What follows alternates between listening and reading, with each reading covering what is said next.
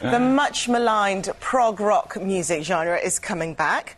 A festival in London is taking place this weekend and will showcase new and old prog acts and attempt to bring the keyboard solo back into fashion. Sky Showbiz correspondent Steve Hargrave has this explanation for me. This is prog rock, possibly one of the most ridiculed genres of music, or at least it was. Yes, put aside your preconceptions because prog is cool again. And to prove it, this weekend, these guys are playing at the Progtastic High Voltage Festival. Although, obviously, they're a bit older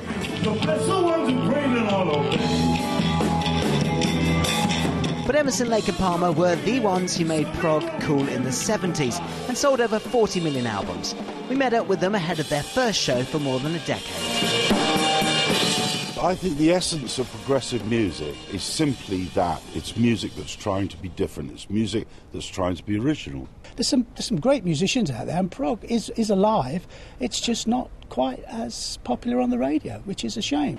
Prog rock basically involved experimentation, which meant long songs and lots of solos.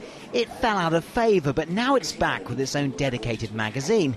I went along to meet the man behind it. It's sort of only in the last 3 or 4 years that progressive rock has sort of risen in prominence, and the P word is no longer considered a swear word in sort of music circles. Of course, you might well be sat there thinking that prog rock really isn't your cup of tea, but let's put it this way. Do you own a Radiohead album? Well, they're often thought of as a modern-day prog band, and even Muse are seen as making prog music for a new generation. And even Susan Boyle, well, she's not prog, is she? But anyway, you get the idea. And if you want further proof that prog isn't just the domain of older men who like a 40-minute guitar solo, look no further than Touchstone. This UK band have a growing reputation as the new breed of prog. And look, they're fronted by an actual girl who's only in her 20s. I think everyone's got a different kind of definition of the word prog, really, and how we think about it. For me, it's more of a concept than a genre. What do kind of your mates think when you say, I do prog music? It does vary. It does vary. Some people will introduce me saying, oh yeah, this is Kim, she sings in a prog band.